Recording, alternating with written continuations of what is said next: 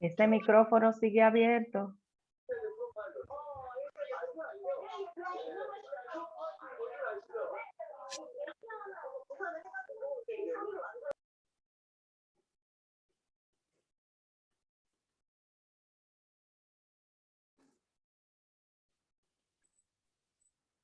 Estamos conectados.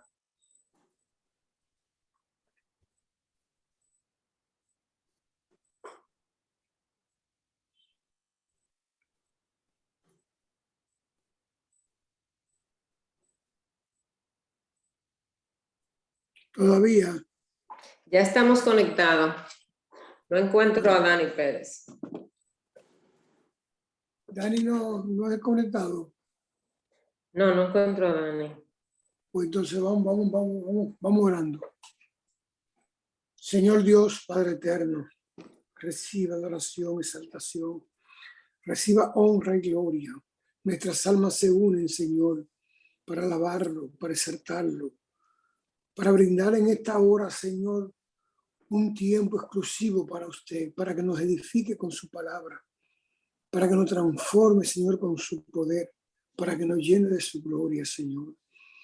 Esta hora es suya, se la estamos dedicando, Señor, porque es suya, nuestras vidas son suyas, Señor.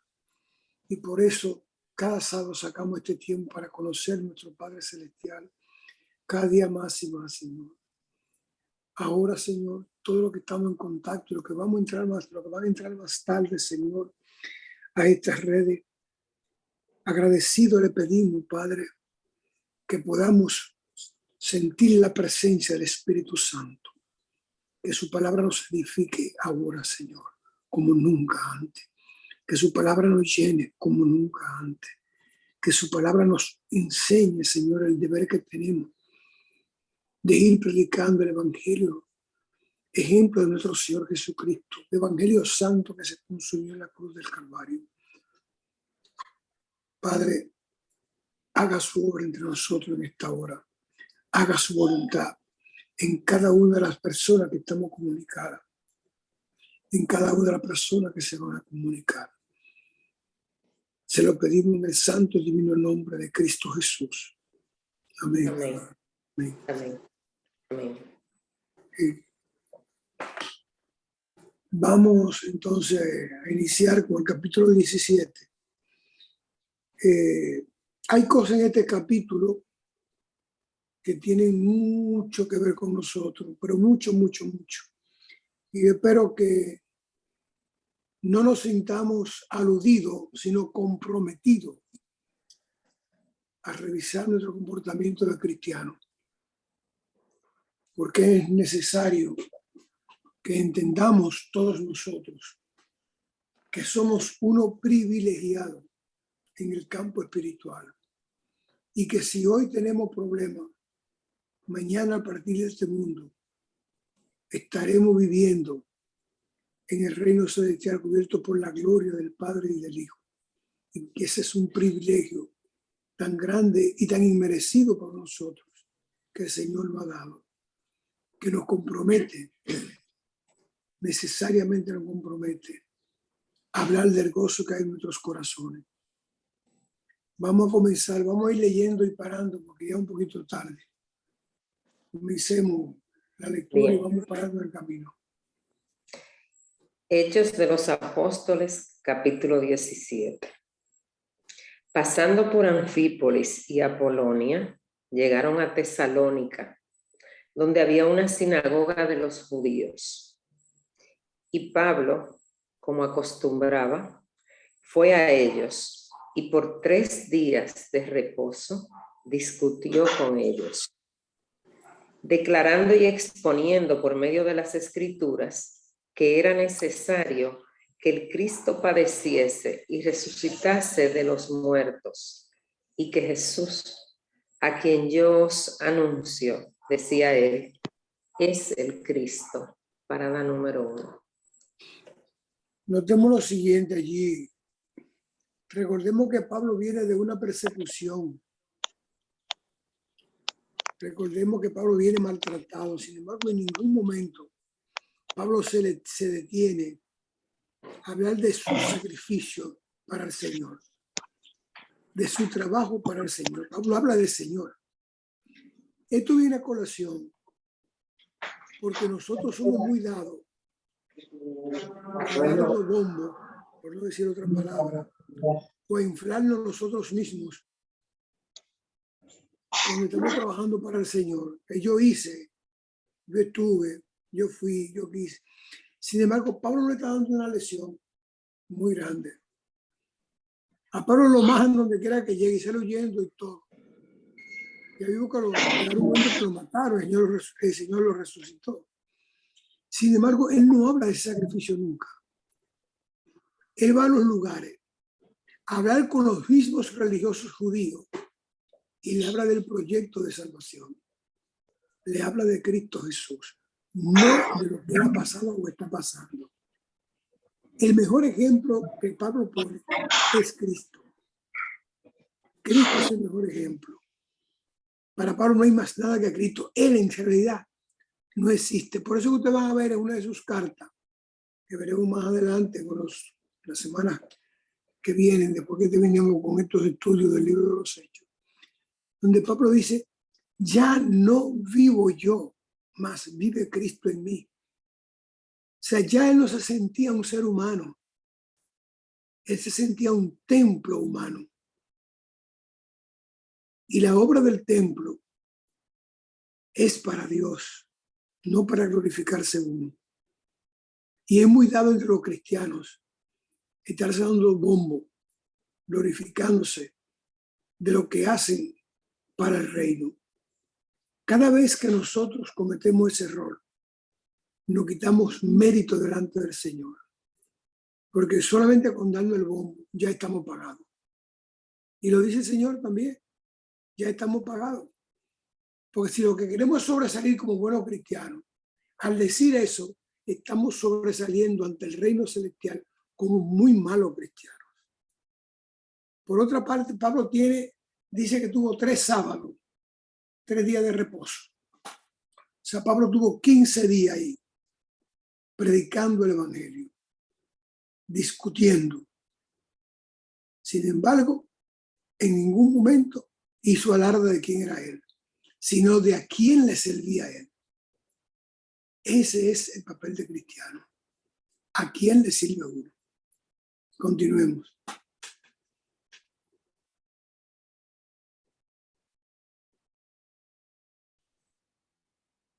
Y algunos de ellos creyeron y se juntaron con Pablo y con Silas. Y de los griegos piadosos, gran número, y mujeres nobles, no pocas. Entonces los judíos que no creían, teniendo celos, tomaron consigo a algunos ociosos, hombres malos, y juntando una turba, alborotaron la ciudad y asaltando la casa de Jasón, procuraban sacarlos al pueblo. Parada 2. Noten qué escándalo están haciendo ahí. Sin una autorización oficial, se introdujeron en la casa en donde estaba hospedado Pablo y se colocan en ese lugar buscando a Pablo. O sea, una violación de la residencia en donde está hospedado Pablo. En turba se metieron ahí. Eso es muy parecido a las cosas que pasan hoy en día, que sin ninguna autorización hacen un allanamiento a cualquiera. Esas son cosas del mundo, porque la única disciplina que tiene el mundo es la disciplina de la violencia, es la disciplina del odio, del rencor, de la destrucción. Ahí es que no podemos caer nosotros. Nosotros no podemos llegar hasta ahí. Nosotros tenemos que mantenernos alejados de ese tipo de comportamiento. Y no hablo del comportamiento de turba, hablo del comportamiento de violencia. Porque la turba es el resultado de una violencia. Si no hay violencia, no hay turba. primero se violentan nuestros corazones. Y eso hay que evitarlo. Y tenemos que evitarlo porque es un comportamiento típico del hombre del mundo, del ser humano del mundo, del que no conoce el amor del Señor. ¿Qué es lo que están haciendo esas personas ahí? Buscar un paquete de vagos. Noten que son los judíos que no creyeron. Pablo tiene ya 15 días en la sinagoga. Y dentro de esos 15 días en la sinagoga, él está hablando de Cristo Jesús. Como no pueden convencerlo y se le está yendo a la gente atrás de Pablo, por eso dice, hombre piadoso y dama de la sociedad, hombre piadoso, o sea, hombre que tiene el corazón sano, se van con Pablo. Entonces, al irse con Pablo, ahí se produce un celo, pero no es un celo porque se van con Pablo a otra religión, ni a otra creencia, ni a otra prédica. Es que ese celo tiene un elemento de por medio, un elemento de subsistencia. Es que la sinagoga es un templo que hay que mantenerlo también. Y el que se va de ahí no va a llevar ofrenda, ni va a llevar sacrificio. Entonces está disminuyendo la economía de los que viven de la sinagoga. La están bajando a nivel económico. Entonces el celo tiene un componente económico, tiene un componente social, por eso marca muy bien Lucas cuando dice, hombres de sano corazón, de buen ejemplo, todo, y damas de la sociedad, mujeres limpias, buenas. Se le están destruyendo la base social que sostenía la prédica del judaísmo y que sostenía económicamente el judaísmo. Ese es el odio contra Pablo, porque los religiosos viven de los feligreses. Y si le están llevando esa parte que señala Lucas ahí, de hombre piadoso, y esas mujeres de la sociedad, le están eliminando su sello de garantía social, su estatus social, su figura social. De ahí es que viene entonces la reacción. Este me está tumbando, me está comiendo los caramelos. Este es un habla bonito. Con este hay que matarlo, hay que acabar con él. Entonces fueron a buscarlo con la violencia típica del que está perdiendo lo económico y lo social, no lo espiritual. Es lo económico y lo social que está peleando ahí. Por eso Lucas hace hincapié en qué tipo de personas iba con Pablo. De lo contrario, no hubiera dicho nada. Hubiera dicho lo que creyeron, dijeron bauticen. No, pero dicen no. Están en otra cosa. Vivir de la religión se ha hecho una profesión desde esa época hasta hoy. Continuemos. Procuraban sacarlos al pueblo, pero no hallándolos, trajeron a Jasón y a algunos hermanos ante las autoridades de la ciudad, gritando, estos que trastornan el mundo entero también han venido acá, a los cuales Jasón ha recibido, y todos estos contravienen los decretos del César, diciendo que hay otro rey, Jesús.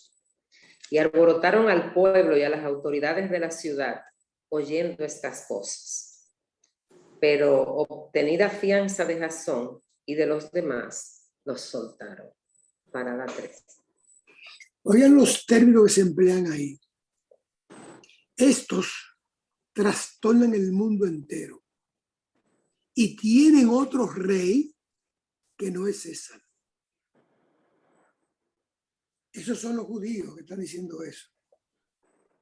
Le dije en clase pasada, le he dicho en clase pasada, cómo los judíos llevaron al campo político la persecución en el campo espiritual.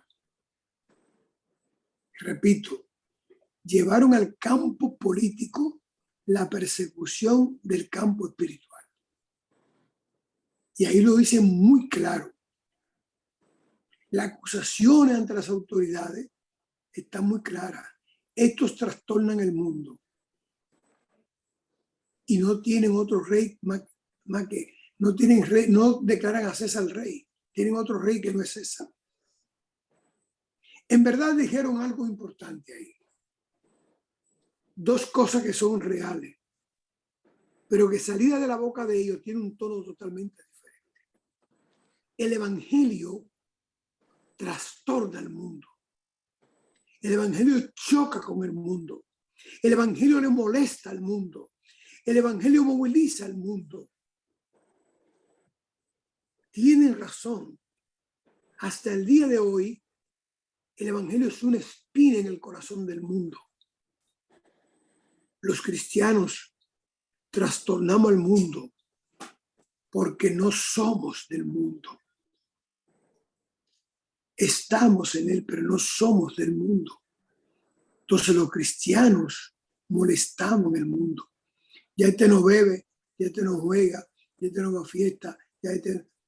Estamos en contra del mundo. Estamos trastornando al mundo. Hasta el día de hoy, de que Cristo vino hasta hoy, estamos trastornando al mundo. Y realmente solo tenemos una autoridad, por lo menos para los buenos cristianos, que es Cristo Jesús. Cuando dicen no tienen otro rey que no es César, están diciendo no respeta la autoridad del mundo. Y si yo digo ahora que no respetamos la autoridad del mundo, no me van a entender, pero se lo voy a explicar. El evangelio no tiene que respetar la autoridad del mundo. La autoridad del mundo tiene que respetar al evangelio. Porque el comportamiento del cristiano es de disciplina, de orden y de respeto. No de desorden, no de violencia, no de robo, no de tragedia. Pero resulta que muchos hermanos que dirigen iglesia prefieren arrastrarse ante el mundo, prefieren venderse ante el mundo, hacerse parte del mundo y tratar incluso de vender el evangelio del mundo y venderlo no en publicidad, venderlo en comercialización, que usan los feligreses que tienen para anotarse un liderazgo que no le corresponde. Y con ese liderazgo que no corresponde van al mundo a venderse. Y hoy nosotros vivimos esa realidad. Sacerdotes y pastores, hermanos, sin rango o con rango dentro de la fe, que son capaces de entregarse al mundo.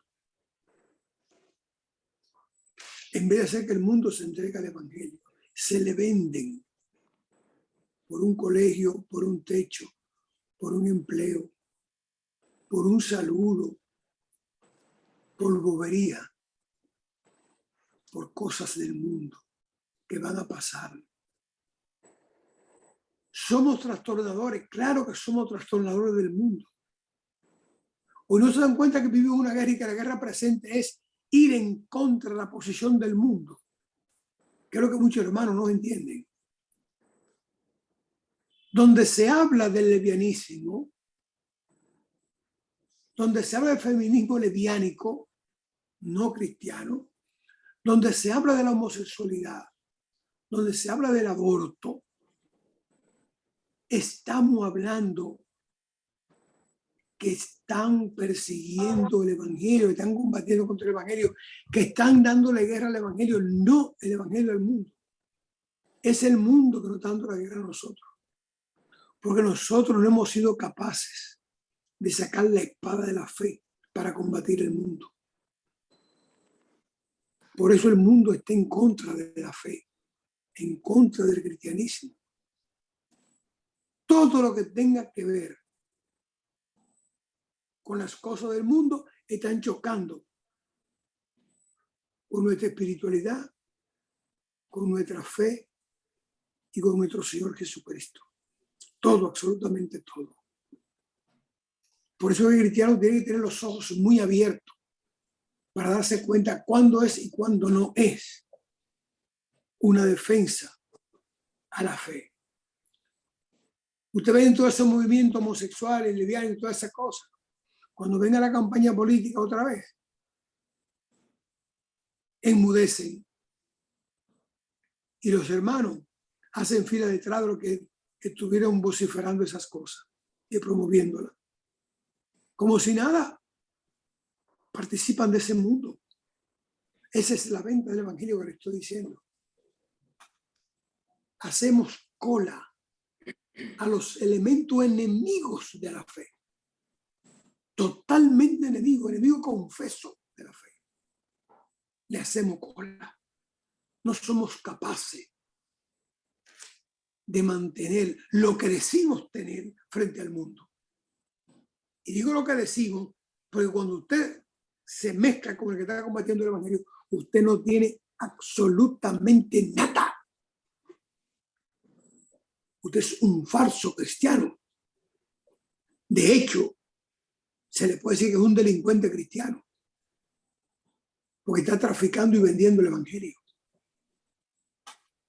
De eso se trata esa cita con Pablo, que da Lucas ahí de la vida de Pablo. Estos que trastornan el mundo y que no dicen que no tienen a César como rey.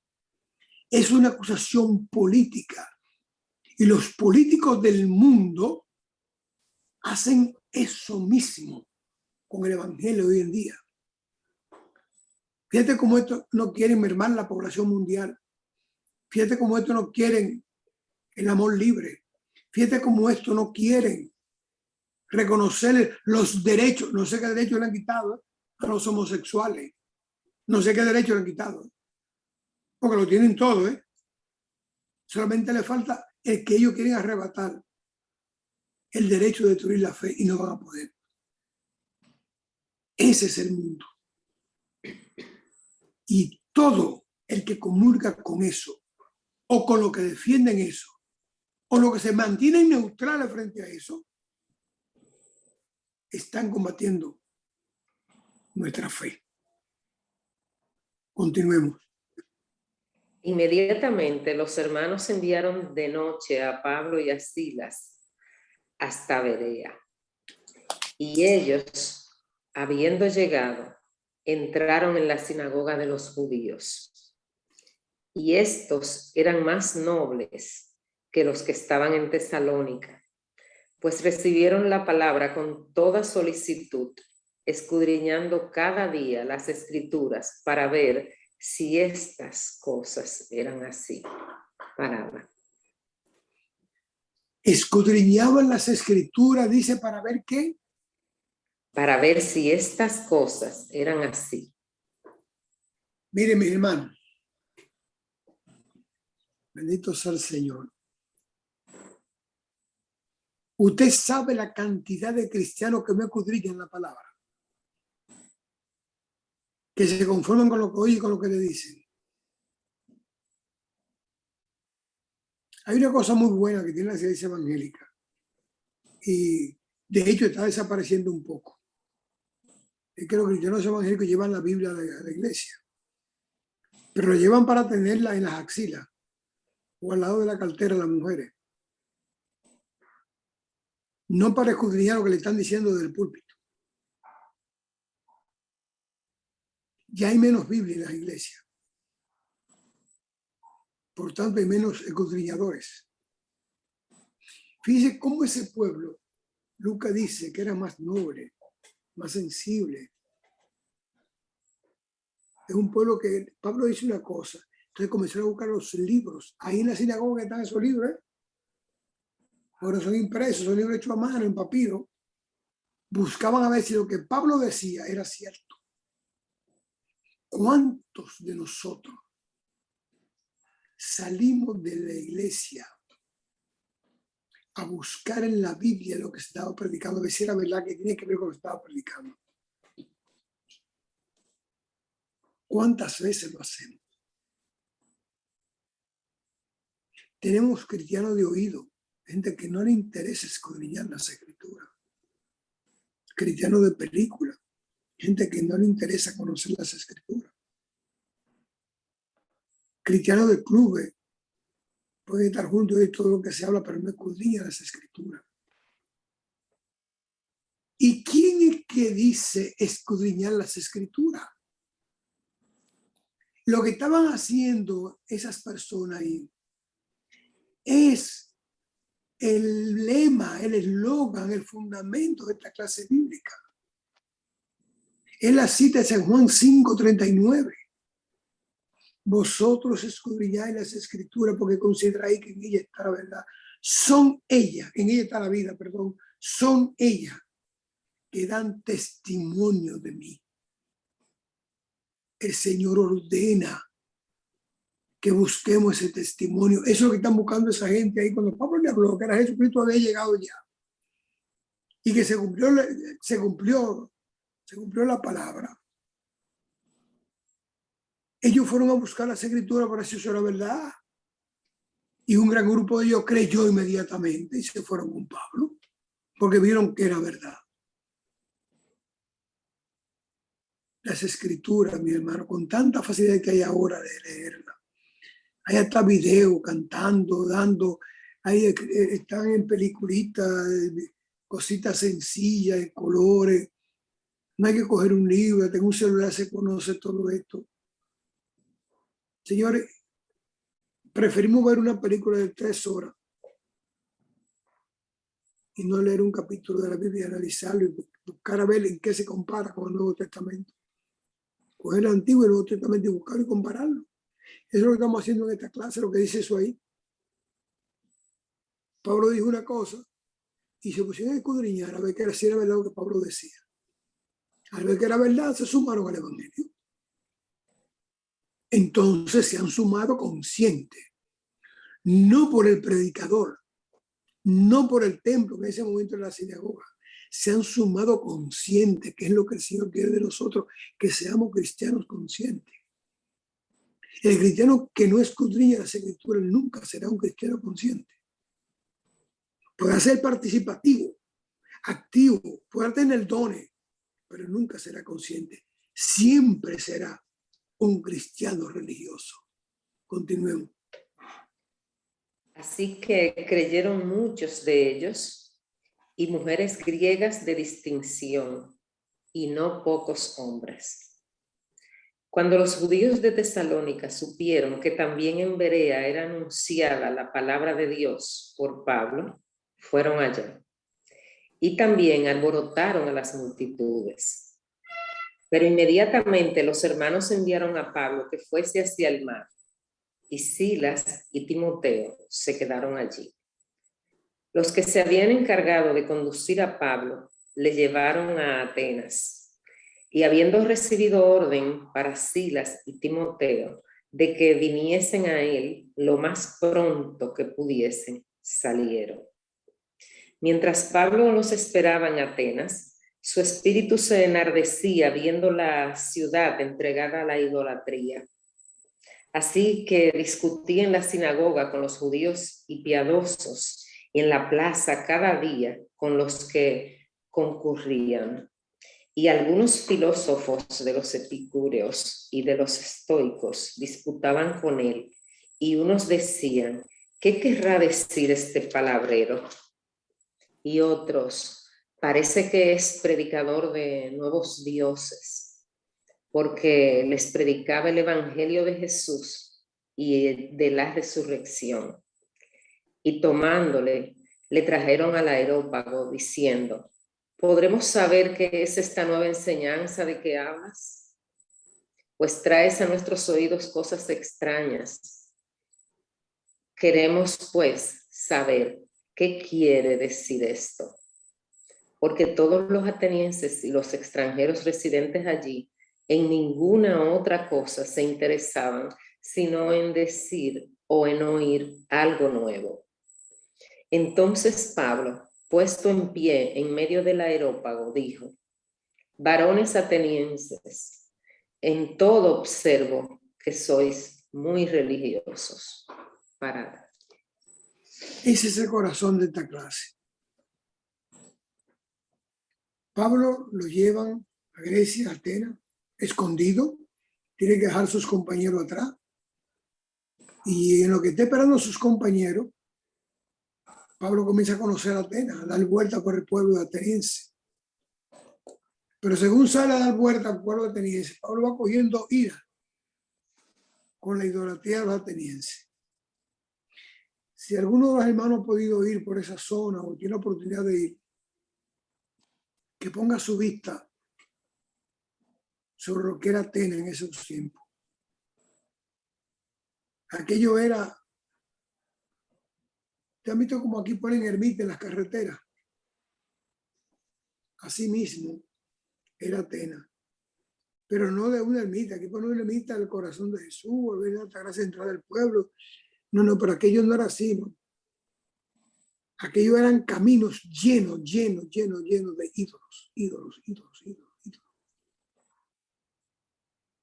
Y Pablo caminando, lo que hace es que cogía ira allí. Pablo sentía el ambiente pesado allí, pero no cogía miedo. Se destapó en los mercados, en toda la zona pública, en los parques, los mercados, las zonas de recreo. Mientras está solo allí, no tiene reparto de nadie, pero en esa soledad, él predicaba. Predicaba sin miedo ninguno. Predicaba, como decían los atenienses, tan bonito. Oye, ¿qué es lo de este hombre? Este hombre habla muy bien, pero está hablando de una cosa extraña, está hablando de otro dios, otros dioses. ¿Y qué dioses son estos? Los atenienses tienen una característica diferente a los espartanos, que son los dos grandes grupos que forman Atenas. El ateniense se dedicó a la filosofía de Aristóteles, de corazón. Los grandes filósofos de la época antigua son atenienses, mientras los espartanos se dedicaban a la guerra. Los atenienses se pasaban semanas discutiendo un tema de filosofía sobre los dioses, sobre qué hizo, qué no hizo, por qué. Y tenían un dios para todo. Tenían un dios de la agricultura, un dios de la fertilidad, un dios de la piedra, un dios del agua, un dios del río, un dios de los mares, un dios de la lluvia, un dios del relámpago, un dios del trueno, un dios para todo. Se calcula que eran 3.000 dioses que tenían los atenienses. Y si por si acaso se le olvidaba alguno, que tenían su dios desconocido. Entonces Pablo llega a este lugar, no porque él quiere ir ahí. A Pablo lo invitan y llevaron a Pablo, lo fueron a buscar. Y yo, mira, tú sabes mucho, vamos a discutir allí con los filósofos, con los epicúreos y con los estoicos. ¿Quiénes son estos dos grupos de filósofos? Son escuelas de filosofal. Epicúreo era un grupo que tenía como fundamento darle placer al cuerpo hasta cansarlo y que el placer lo hiciese ya una saturación, que no lo quisieran más. Para ellos esa era la vida. Los estoicos es la parte contraria, es sacrificar del cuerpo para que no se dañe. Ambos grupos se hacían oposición el uno con el otro y en eso se pasaban el tiempo discutiendo. Discusiones feroces. Entonces, a Pablo van a buscarlo los dos grupos para ver qué es lo que está hablando este. Es un palabrero, un habla bonito. Y lo llevan allí, lo introducen ahí. Óigame, yo conozco cristianos que lo invitan ahí y prefieren que lo maten antes de entrar ahí, porque ahí hay demonios. Eso está lleno de demonios, eso no es para ellos. Sin embargo, Pablo va contento, feliz. Le han dado la oportunidad del siglo. ¿Cuál es la oportunidad del cristiano? Ir donde hay pecadores, ir donde hay demonios, ir donde hay lucha, donde hay contradicción. Esa es la oportunidad del cristiano. El cristiano no está hecho para estar sentado en los templos, saludándose uno a otro. Dios bendiga, hermanito. Usted está bonito, usted está bello. Dios bendiga. Esa gente queda bien. No es para eso el evangelio. Es una actividad social. La prédica es otra cosa. La prédica para donde hay pecado. Por eso que Pablo escribe y dice, donde abunda el pecado, sobreabunda la gracia. Es de ahí que lo saca. Porque sabe bien que donde hay pecadores que tienen que llevar la gracia para que sobreabunde, para que se llene. Mire, mi hermano, yo conozco evangélicos que lo invitan a una misa de un fallecido, de un familiar fallecido, y no van. No van al templo católico. Y me lo han dicho que no van. Porque eso está lleno de ídolos.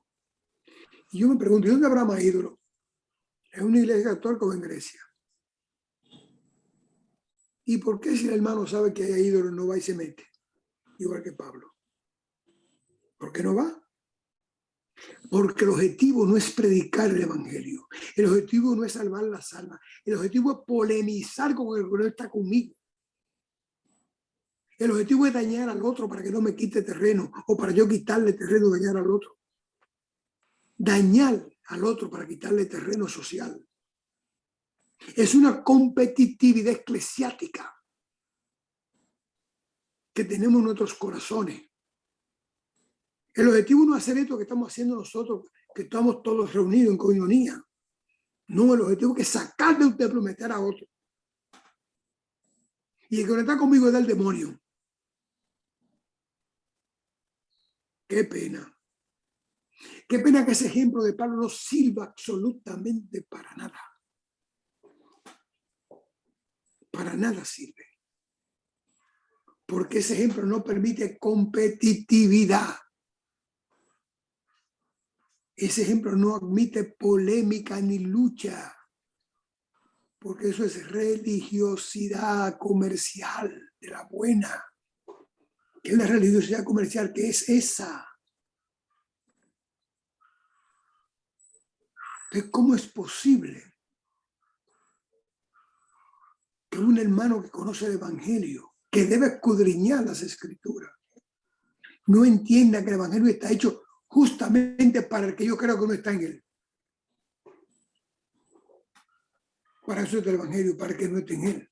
Para el que yo creo que yo voy a predicar, que si es verdad que es cristiano o no es cristiano. Pero resulta que no, que el interés no es salvar las almas. El interés es sacar personas para mi templo. Para llevarlo a mi iglesia. Y se jactan de eso. Yo conozco hermanos que no van una noche vela. Ni a como llaman por el sur un cabo de año. Ni a un rosario. Ni a unos 9 días de un muerto. No, porque ahí se mueven demonios. No van ahí. No van ahí esos hermanos.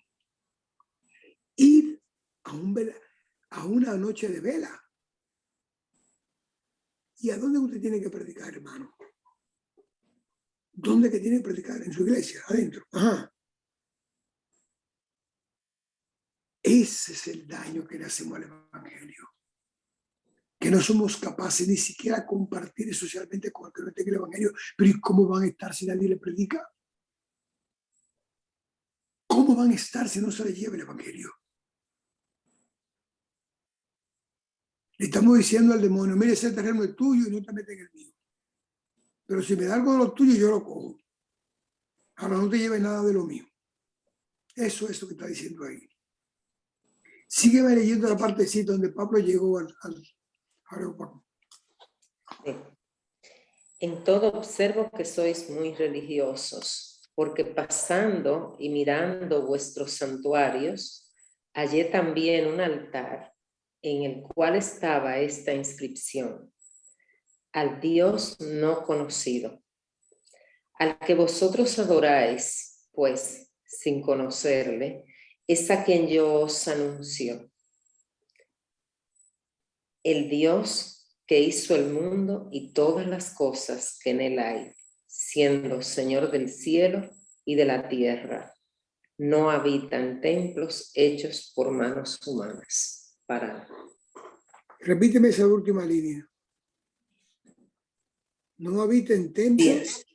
Siendo Señor del cielo y de la tierra, no habita en templos hechos por manos humanas. Aleluya. Bendito sea el Señor. Qué tolete de predicador. Qué tolete. Comienza diciéndole: en todo lo que sois religiosos. En esa época, no es como ahora. En esa época ser religioso era un rango de moral alta, de entendimiento alto, de conocimiento alto, de humanismo alto, todo. Un religioso era lo máximo en esa época. Y no es como ahora, que decir religioso ahora le están diciendo fanático, que no entiende nada. Pero en esa época el sentido de la palabra tenía otro contenido, tenía otro valor. Entonces este tolete de Pablo llega y le dice: ¿Usted ven ese usted tiene ahí? Yo vengo a hablar de ese que está ahí. Del Dios que hizo los cielos y la tierra y todo lo que en ella hay.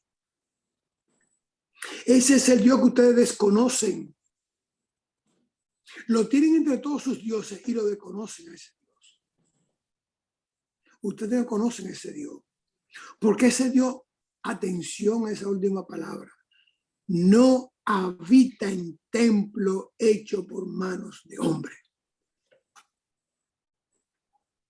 Voy a decir poco de eso porque no quiero ofender a nadie. Dios no habita en templo hecho por manos de hombre. Por eso es que Jesús dijo: vosotros sois templo del Espíritu Santo. Por eso que Jesús le dice a la samaritana: el tiempo es en que el Padre busca adoradores en espíritu y de verdad, no en templo.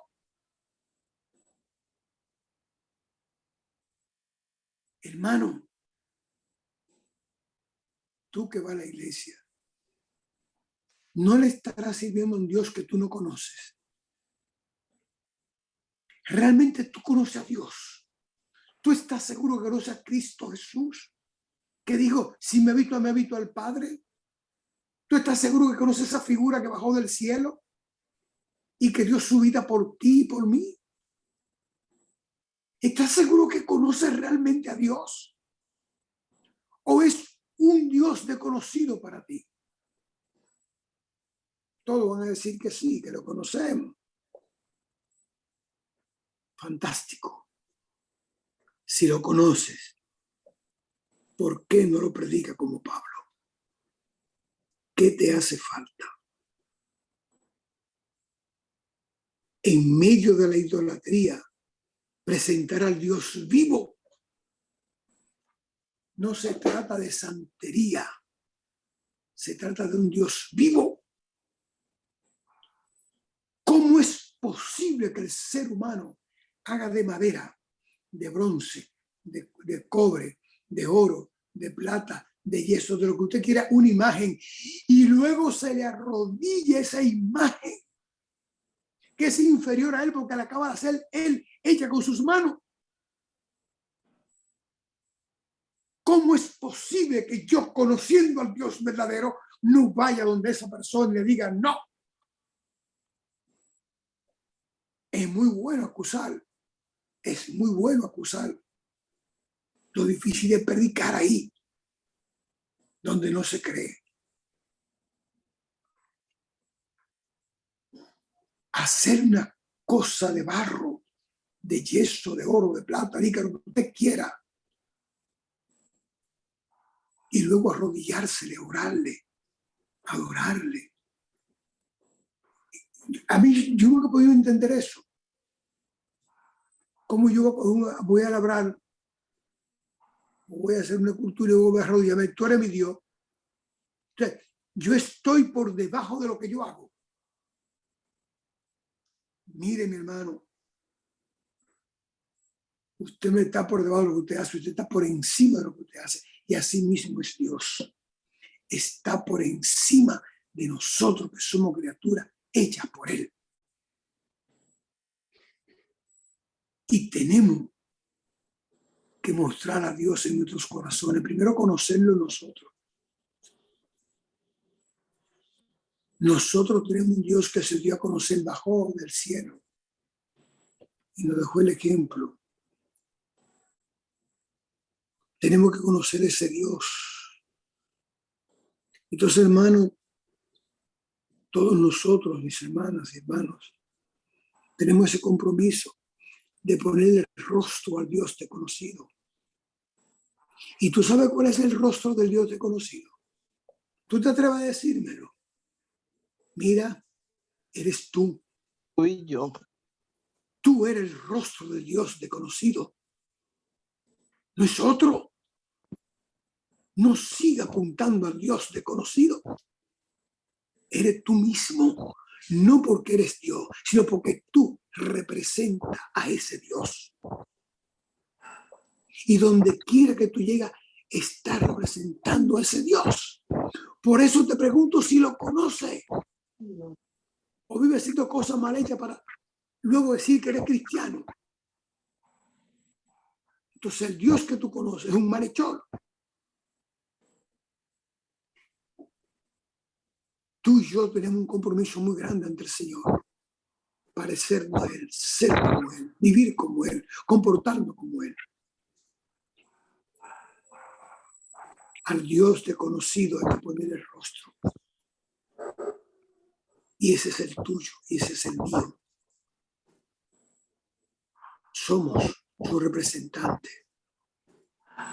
De la misma forma que un embajador representa una nación y no es la nación, así nosotros los cristianos representamos el reino celestial y no somos el reino. De la misma forma que un embajador representa la cultura del mundo en que vive, el mundo de su país, asimismo nosotros representamos la cultura de Cristo. El atavar de Cristo, el hacer de Cristo.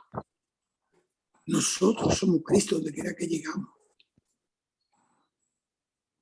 Por eso Pablo llega ahí y dice, yo voy a hablarle de lo que ustedes no conocen. Y Pablo se pintó a sí mismo ahí sin tener que hablarle. Jesucristo vino, no puede hablarle de eso. No le habló de eso para nada. No mencionó la palabra Cristo en el Areópago. No la mencionó.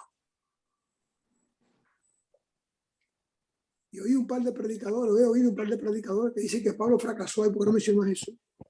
Torpe, necio, religioso, fanático.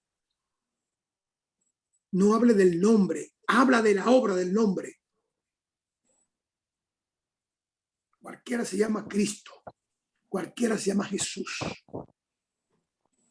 Pero es la obra que hizo lo que tiene valor. Es su obra, no su nombre, su obra. Y al cumplir con todos los prerequisitos del Padre, entonces su nombre tomó valor. Uno se da cuenta que Pablo es sumo y yo a lo sumo. Lo que no sumo yo a lo sumo fue su obra. Su obra se exaltó a lo sumo y el Padre lo exaltó. Este compromiso nuestro no es fácil. Al Dios desconocido, ponle tu comportamiento, ponle tu accionar, ponle el nombre de tu vida. Muéstrate al mundo como se mostró Jesús, para que conozca la transformación que ha hecho en tu vida y los otros digan, en el mundo diga después, en verdad que no es el mismo, en verdad que no es la misma, en verdad que ha cambiado. Ese es el Dios desconocido que tenemos nosotros dentro. Pablo le puso nombre. Pablo le puso nombre al Dios desconocido y lo puso como obra. Entonces tú y yo tenemos una responsabilidad muy grande. Y los hermanos que están en la iglesia católica y están en la escuela bíblica, yo lo bendigo en esta hora en el nombre de Jesús. Amén. Yo lo bendigo a todos en el nombre de Jesús y le pido al Señor que provea sabiduría para ellos todos, que le dé sabiduría a todos. Que esos hermanos están en una misión dentro del Areópago griego. Están en Atenas. Y a los hermanos que están en la iglesia evangélica, yo le pido al Señor que me lo bendiga con una bendición de rendimiento, de predicación, de humillación, de humildad, de incompetencia con la competencia del mundo, que los haga diferente al mundo. Que no pretendamos competir por jalar miembro a ninguna iglesia, sino al reino. Amén. Amén. Que busquemos el reino y que llevemos alma al reino, no a la iglesia, al reino. Pablo es un modelo en ese Areópago, un modelo ahí. Todo el mundo tuvo que callarse a escuchar las cosas que decía Pablo. ¿Y qué hombre es este? ¿De quién es que está hablando? Este hombre hay que oírlo. Hermano, que cuando tú abres la boca se diga en los corazones que te están escuchando, a este tengo que oírlo. Porque no está hablando tú. Tú no estás hablando. Está hablando el Señor, está hablando el Espíritu Santo. Y el Espíritu Santo no es competitivo con nadie. No anda jalando miembros de una iglesia para otra, ni acusando a uno de una cosa y a otro de la otra. Jesús no vino a acusar a nadie. Y nos dijo, no juzguéis. No juzguéis. Para que no sea juzgado con la misma vara. Cristianos sin competencia son cristianos llenos del amor de Dios. Continuemos. No habita en templos hechos por manos humanas, ni es honrado por manos de hombres, como si necesitase de algo. Un momentito, comienza a no estamos oyendo bien. Por favor, silenciemos. No estaba escuchando bien yo aquí. Por favor, silenciemos los micrófonos. Ezequiel. Gracias. Despierta. No habita en templos hechos por manos humanas, ni es honrado por manos de hombres, como si necesitase de algo. Pues Párate ahí. Repite de nuevo. No habita en templos hechos por manos humanas, ni es honrado por manos de hombres, como si necesitase de algo. Pues Él es quien da a todos vida y aliento y todas las cosas. Aleluya. Usted no honra a Dios dándole nada, ridículo. Usted no honra a Dios dándole nada. Él es que da.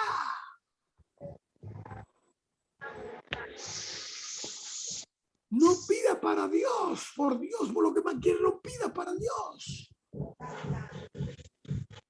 Dios no se honra con manos de hombre.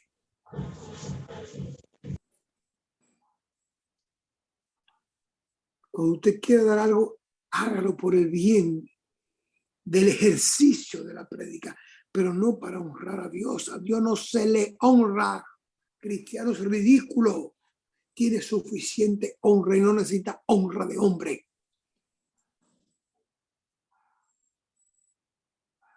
A Dios hay que respetarlo. Ni habita en templo hecho por mano de hombre, sino en templo hecho por su espíritu. Por ese templo que quieren destruir los aborteros y los homosexuales. Allí es que habita Dios, en ese templo que quieren destruir. En el ser humano. ¿O usted cree que esa guerra que hay contra el evangelio la entiende todo el mundo? No, todo el mundo no la entiende. Quieren destruir los templos donde habita el Espíritu Santo, que es la especie humana.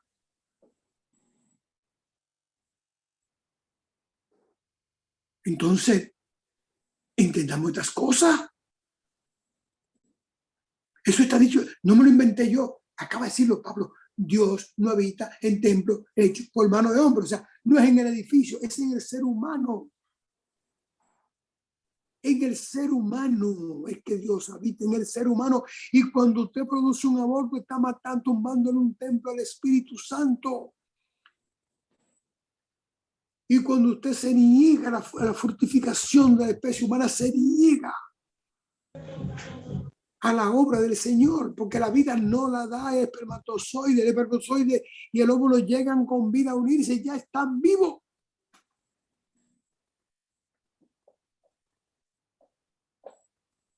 No habita en templo hecho por manos de hombre, es en ti que habita. Vosotros sois templo del Espíritu Santo. Entonces, ¿dónde que habita el Señor? Pablo le está diciendo, pero hay pastores que creen que Pablo debió haber dicho ahí que hay Jesucristo y que es el Espíritu Santo. Una gente que no conoce nada de eso. Que la entrada de una vez. No podía entrar de una vez. Primero le plantó la bichuela y después se la sazonó. No lo hizo todo junto como tenía que ser. No vaya a acusar a nadie de que tenga una iglesia que no es buena. La iglesia no tiene que ser buena, cristiano ridículo. El que tiene que ser bueno eres tú. Tú eres que tiene que ser bueno. No es la iglesia, eres tú. Tu bondad es que tiene que transformar la mentalidad del otro. No tu presión, ni tus acusaciones, ni tus detractaciones. Es tu corazón limpio, humilde, sereno, lleno de amor. El amor es la única fuerza transformadora que hay en el planeta y en todo el universo. El amor es lo único que transforma al ser humano y hasta los animales. Que coge un perro rabioso, encadenado y lo suelta. Le dio la libertad. Luego le da comida y agua. Y el tercer paso, pásale la mano que ya está amansado. Porque siente amor. Siente amor. Y eso es un animal. ¿Por qué no nosotros? Dios no habita en templo hecho por manos de hombre, ni es honrado con nada que el hombre haga para él. Por eso Pablo dice, siervos inútiles. Nosotros nos honramos a Dios, Dios no necesita honra nuestra. No necesita honra nuestra, Dios. Somos nosotros que necesitamos que el Señor nos mire. Ya Él tiene honra suficiente. No pretendamos confundir los términos. No pretendamos eso. Que eso es muy malo. Muy malo es eso. Por eso es anticristiano. Y lo que es anticristiano, ¿usted sabe dónde está? No tengo que decírselo yo. El que no está en Cristo sabe dónde está. Por eso creo que hay gente que usa el Evangelio para enredar, no para transformar las almas. Sigamos. Aquí hay una cita. Adelante, Sí. Daniel. Hechos 17:25. Ni es honrado por manos de hombres, como si necesitase algo, pues Él es quien da a todos vida y aliento y todas las cosas. Amén. Continuamos con la cita de Isaías 42, del 5 al 8. Así dice Jehová Dios, creador de los cielos y el que los despliega, el que extiende la tierra y sus productos, el que da aliento al pueblo que mora sobre ella, y espíritu a los que por ella andan. Yo, Jehová, te he llamado en justicia, y te sostendré por la mano, te guardaré y te pondré por pacto al pueblo, por luz de las naciones, para que abras los ojos de los ciegos, para que saques de la cárcel a los presos y dé casas de prisión a los que moran en tinieblas, yo Jehová, este es mi nombre, y a otro no daré mi gloria, ni mi alabanza a esculturas. Amén. Amén. Estamos oyendo eso. ¿Para qué somos llamados? Para dar libertad, es a la opresión en el espíritu, para dar luz a los que están en tiniebla en el espíritu, para darle visión a los que están ciegos en el espíritu. Y yo no habito en templo. Wow. Yo no habito en templo. Porque soy tan grande que no quepo en un templo. Por eso dice la palabra que el cielo es su hogar y la tierra es letrado de sus pies. Morada es el cielo y la tierra es letrado de sus pies. No somos nada. No somos nada nosotros. Es el fundamento, ese es el fundamento que Pablo tiene en sus manos en ese momento. Pero no le va a decir, según el libro, no va a decir eso. La gente no conoce nada de eso. Pablo tiene que comenzar a filosofar igual que ellos para que se sientan entusiasmados, para que comprendan. Y al fin y al cabo, no todos iban a comprender, pero comprendieron algunos. Continuemos. Y de una sangre ha hecho todo el linaje de los hombres, para que habiten sobre toda la faz de la tierra, y les ha prefijado el orden de los tiempos y los límites de su habitación.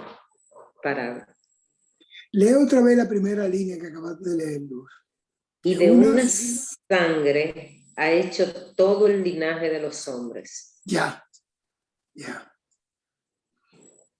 Miren, ¿sabe por qué Pablo dice eso? Los judíos decían que son linaje de Abraham. Y ve como dice ahora, de una sangre hizo el linaje de todos los hombres. No de Abraham, de la sangre que se derramó en el Calvario. Esa sangre tiene todos los genes espirituales que necesitamos. Todos somos iguales ante el Señor. Todos somos hermanos por esa sangre. Los cristianos se dicen por esa sangre. Eso es lo que dice Pablo. Y de una sangre, esa es la sangre de Jesús. Esa es la sangre preciosa que se derramó en el Calvario. Esa es la sangre de vida que nos hace hermano a ti y a mí. Tenemos los genes de Cristo. Tenemos la genética de Cristo encima. Ahí está el gran compromiso que tenemos con el Señor. Tener su genética. Esa sangre nos hizo hermanos a todos nosotros.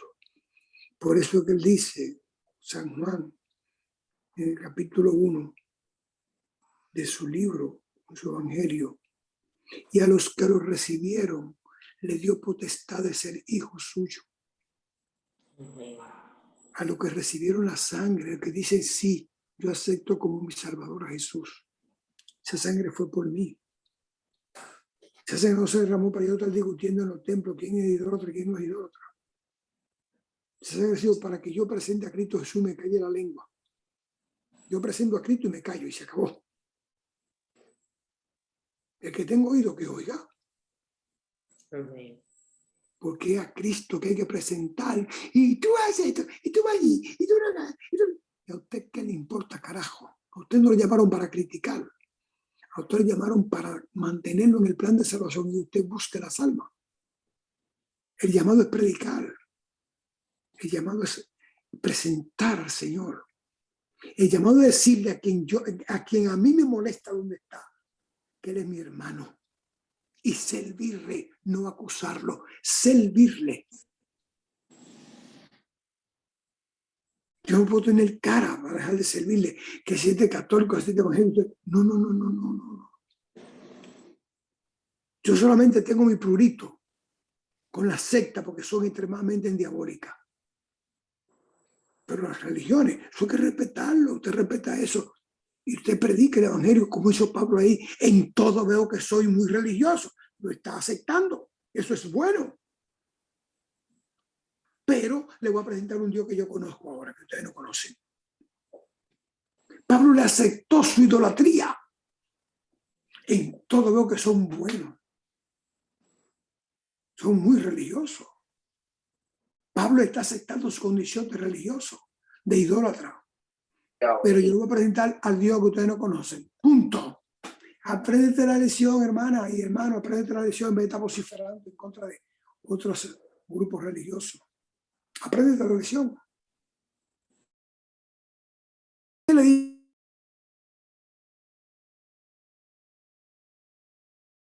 dando ¿qué madera tú me estás? La caoba. Ay, no conocer la caoba. Eso es lo que Pablo está haciendo. No le está diciendo abandonen esto.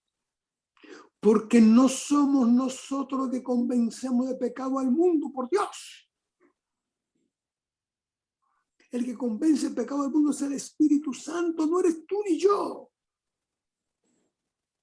Tú lo presentas y te calla.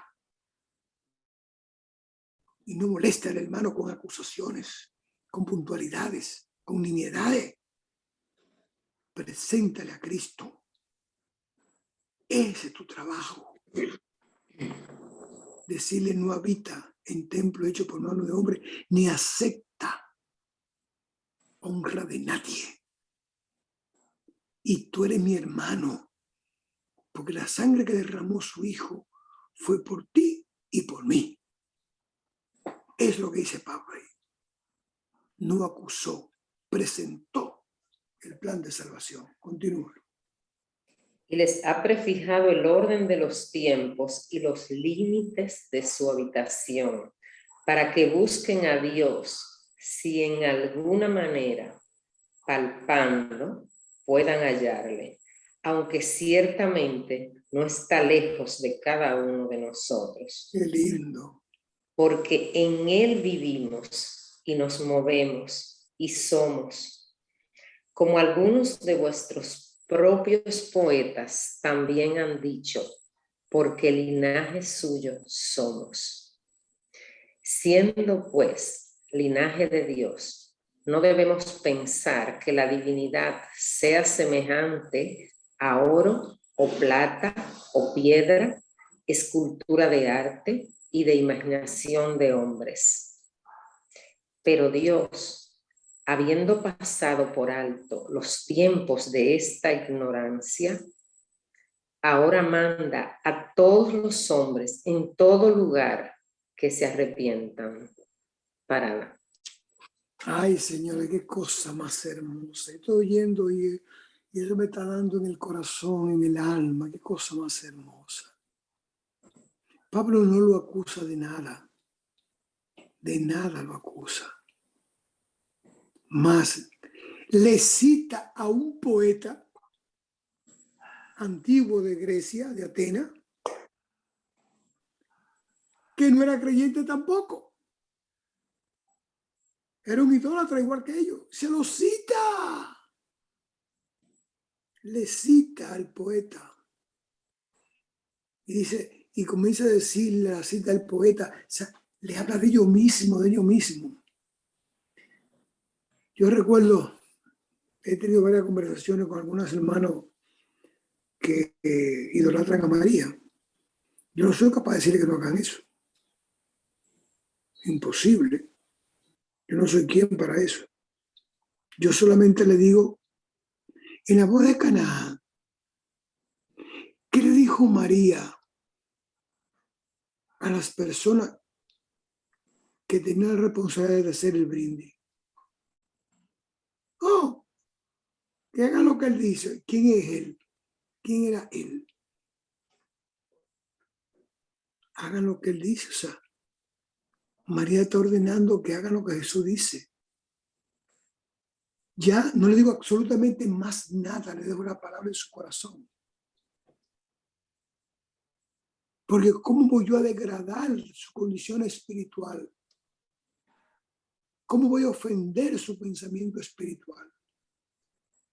Si Jesús no lo hizo con los judíos, que eran peores, que hasta lo mataron. ¿Yo quién soy para hacer lo contrario? Pablo hace lo mismo, le cita a un ateo idólatra. Se lo cita. Y lo deja en vilo. Y todo el que está allí estaba entendiendo eso. Lo que no entiende eso es lo que está predicando ahora, que no entienden eso de Pablo. Le cita el poeta para que ellos entiendan cómo son las cosas, que no es solo cuando está diciendo, mira, tal poeta dijo tal cosa. O sea, lo está envolviendo en su propia salsa para luego sancocharlo en el evangelio, así envuelto en todo lo que ellos creen, meterlo en un caldero de fuego espiritual para que salgan cristianos, pero no los acusa. Si tienen buen sazón, ustedes son muy buenos, ¿eh? Ustedes son re buenos religiosos. Y después le cita el poeta.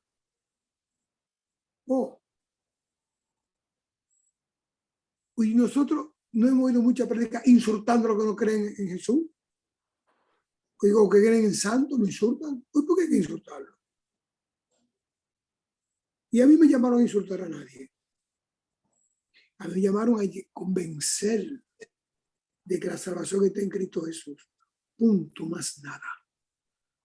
Cada quien es responsable del que oyó el evangelio y no actuó, ese es su problema. El que oyó el evangelio y no lo recibió como salvación, ese es su problema, no el mío. Yo cumplí con aceptarlo y promoverlo y predicarlo. Así, hermano, que miremos los unos a los otros con la misericordia que Cristo Jesús nos miró a nosotros, con la misericordia que Pablo está ahí en Atenas, con la misericordia que el Señor nos mira a nosotros. Nosotros no somos dignos, y ahí lo dice Pablo. Honrar a Dios, solo que nosotros somos dignos de honrar a Dios, pero Él se goza con nosotros. Él nos dignifica, Él nos da valor, pero no nos acusa de pecadores. No estamos en el momento de la acusación y en el juicio final. Estamos en el tiempo de la gracia y todo el que acusa a otro, lo que está haciendo es justamente meterse en el tiempo del juicio final y no en el tiempo de la gracia. Está saltando tiempo. Y el que salta los tiempos, el tiempo lo destruye. ¿Acabamos? No, seguimos. Por cuanto ha establecido un día en el cual juzgará al mundo con justicia, por aquel varón a quien designó, dando fe a todos con haberle levantado de los muertos. Pero cuando... Perdón, repite eso otra vez. Aquel varón a quien designó, dando fe a todos con haberle levantado de los muertos. Pero cuando oyeron lo de la resurrección de los muertos, unos se burlaban y otros decían, ya te oiremos acerca de esto otra vez.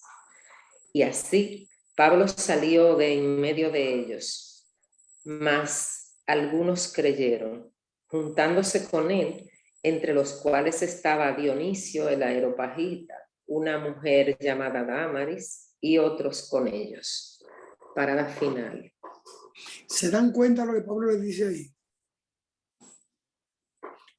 Pablo le describe a Jesús y no del nombre de Jesús, pero se lo describió y dio un hombre que derramó la sangre para limpiarlo, para salvarlo.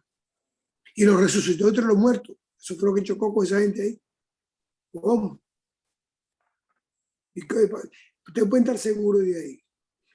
Ese señor que dirige la OPAU, que estaba dirigiendo esas sesiones, esas discusiones, no era siempre un tipo que cuidaba de ese lugar. Ese era un juez también.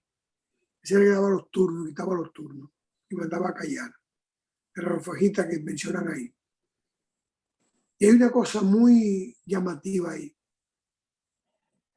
Estaba una mujer ahí llamada Mario, o sea, había mujeres también ahí. Era muy raro en esa época, pero había mujeres ahí. Y otros se fueron y otros más que se fueron con Pablo. Y así hay predicadores que dicen que Pablo fracasó en eso. Como que Pablo tenía que convencer a las 100 o 200, 300, 500, 1000 personas que estaban ahí. Y resulta que hoy el evangelio, después de tantos años, no ha podido convencer ni a la tercera parte de la humanidad. Entonces, ¿por qué le sigo a Pablo que convence a todo el mundo ahí?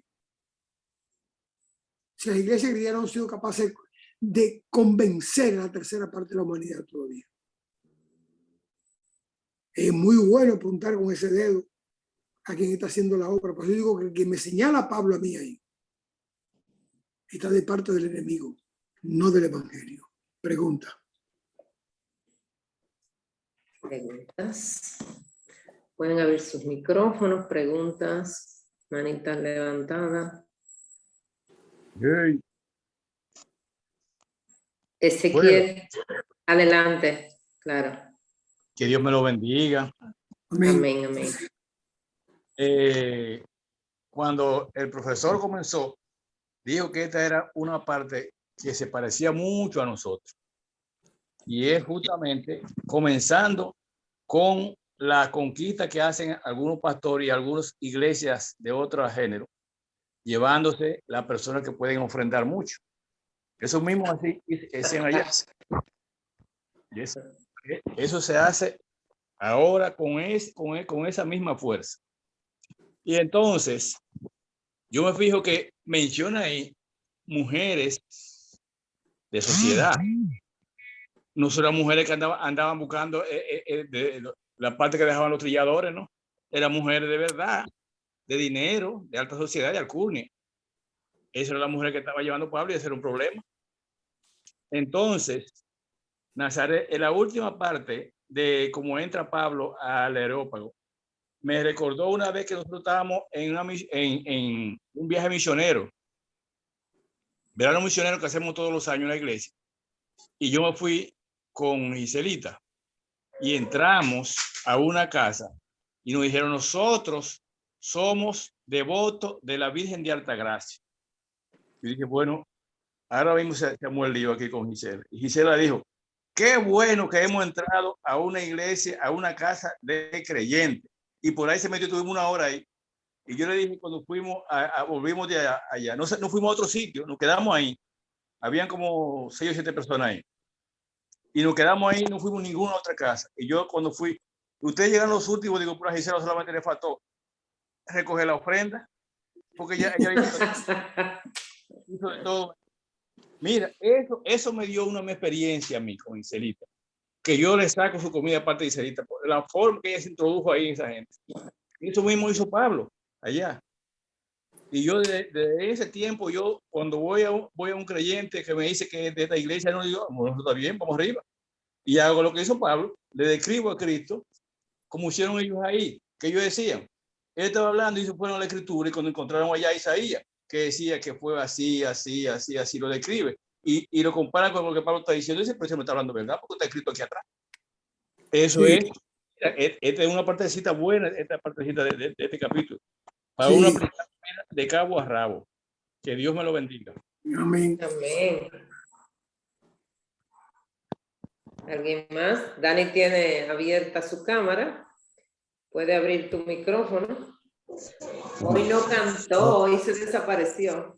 No, que salí para Nagua con mi madre, estoy aquí con mi esposa y con mi mamá, en la casa de mi hermana.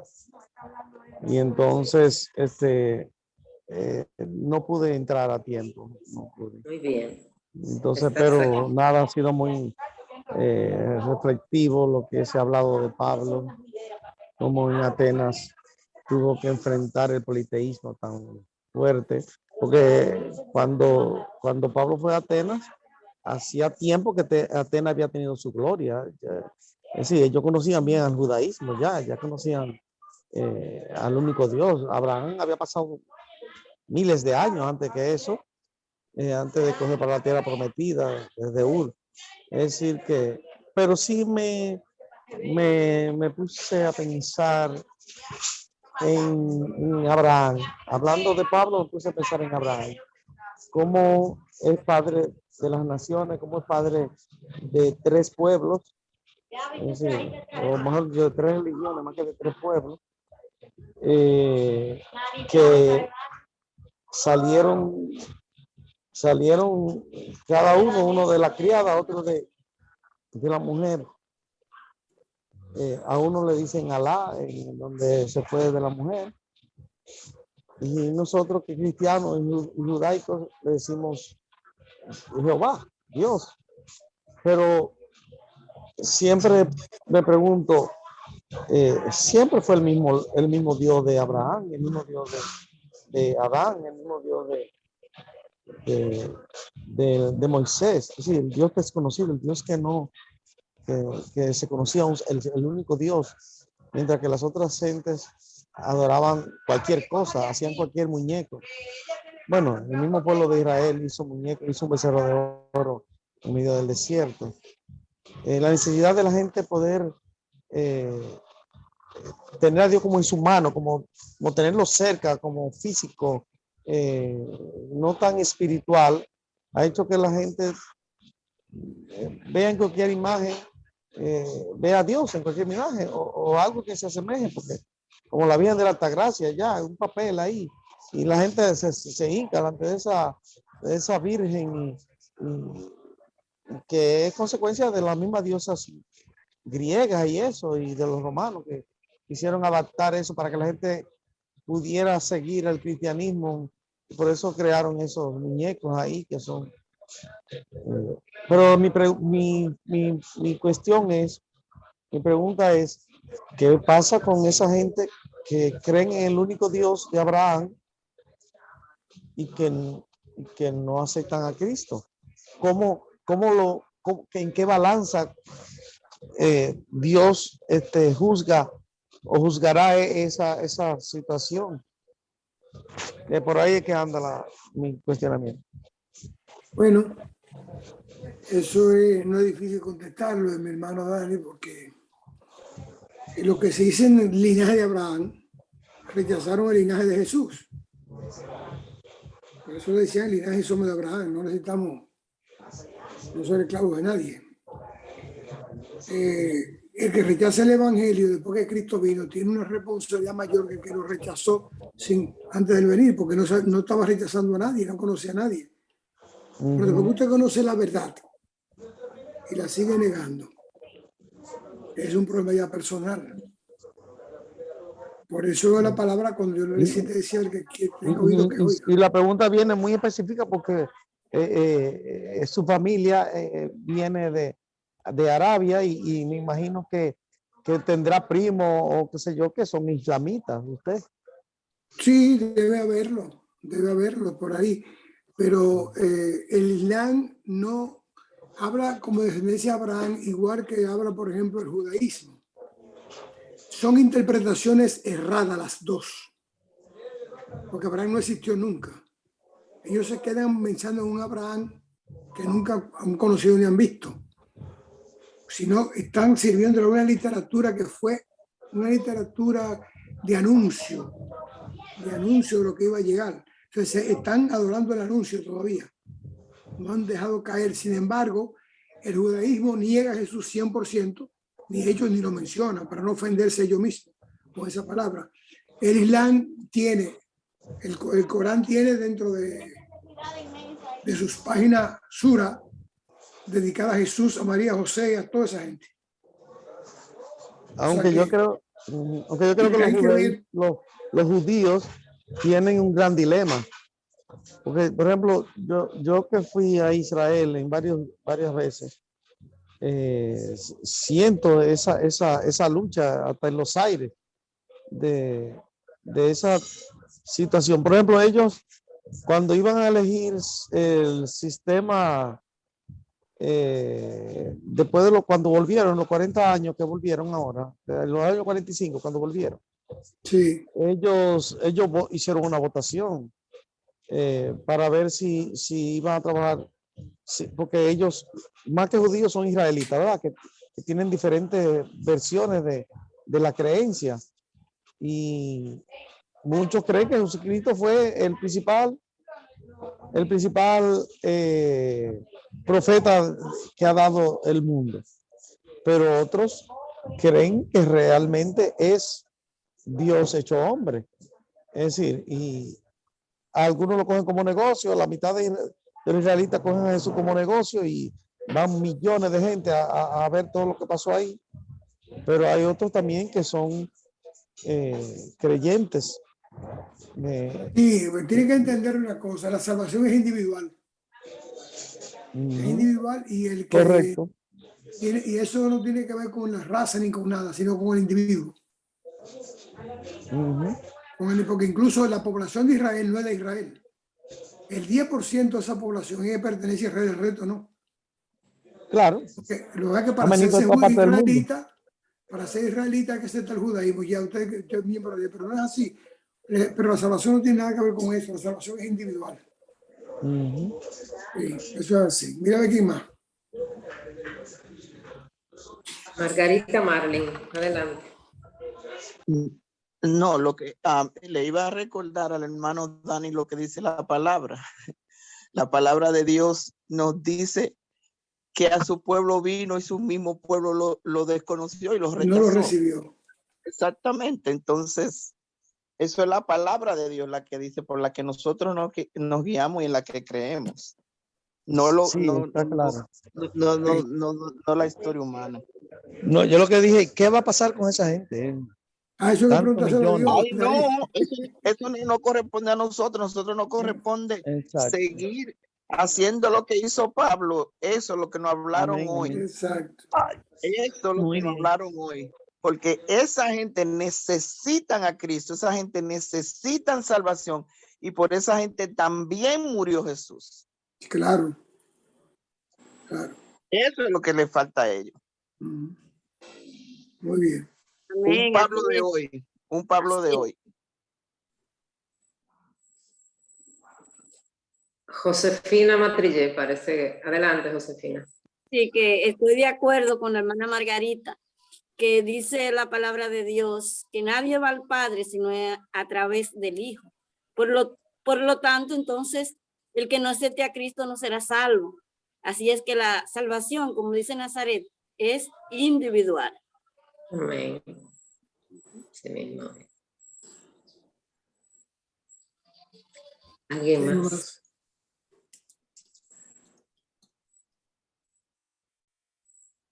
¿Alguien más? Nadie más. Alguien que ore ahí para que el Señor nos bendiga a todos, nos edifique.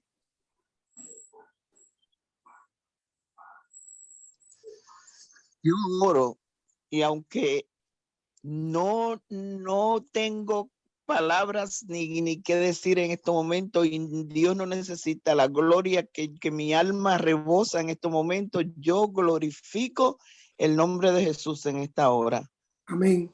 Por las palabras que se ha enseñado en esta noche y que nos reta si en verdad hemos creído y en verdad nos consideramos salvos por la gracia de nuestro Señor Jesús. Amén. Gloria sea dadas al nombre de Dios, de Jesús, y oremos. Padre Santo y Dios bueno, una vez más, Señor, gracias por este tiempo maravilloso donde podemos estudiar tu palabra, que es la verdad, Señor. Señor, permite atesorar esto que tú nos has iluminado en esta noche de manera especial, para que nosotros entendamos la responsabilidad que tenemos como embajadores tuyos en el lugar donde tú nos has puesto a cada uno de nosotros, Señor.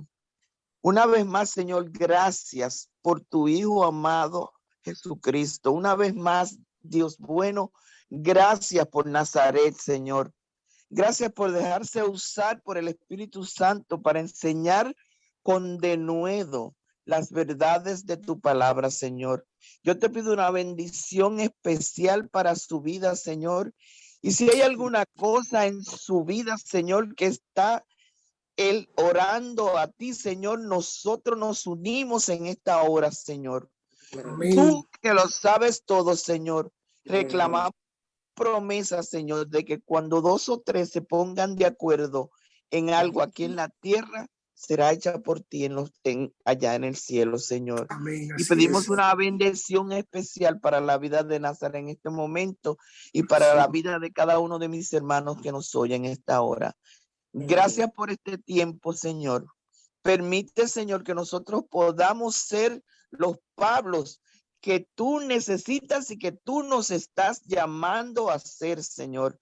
Gracias por confrontarnos en esta noche, Señor.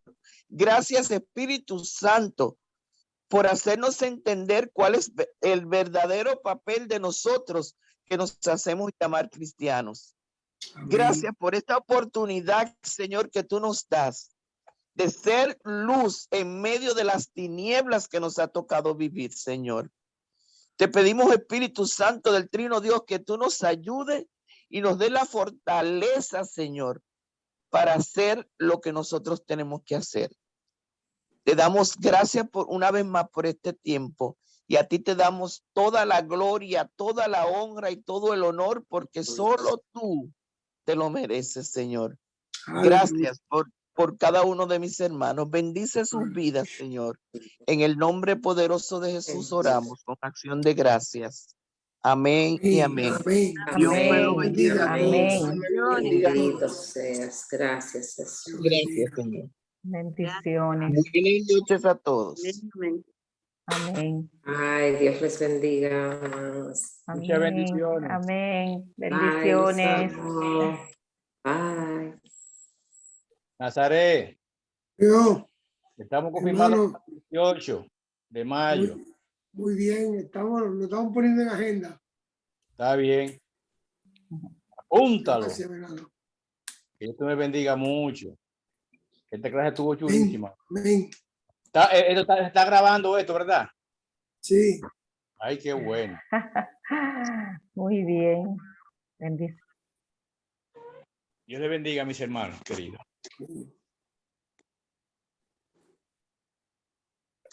Gloria a Dios.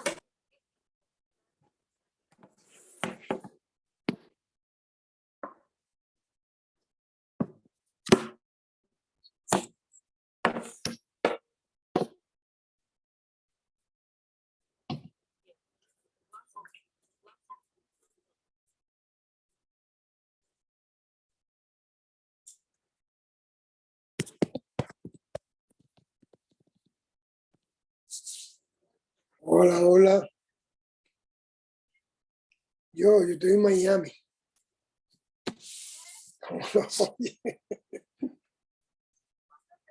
Hoy mismo salí de allá, tengo que hacer una diligencia aquí, me voy el domingo para Boston y después que sé cuándo voy para Santo Domingo.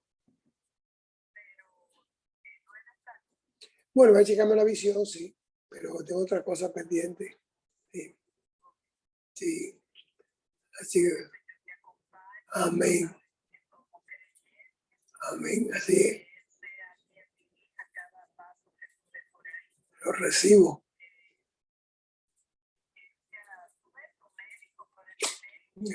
Amén. Amén. Lo recibo, mi amor. Lo vemos cuando yo vaya. Dios te bendiga. Un abrazo grande para ti. Amén. Gracias, mi vida. Recuerda que te quiero. Yo lo sé. Y se te piensa mucho por eso. Un abrazo. Sí. Abandonar la llamada.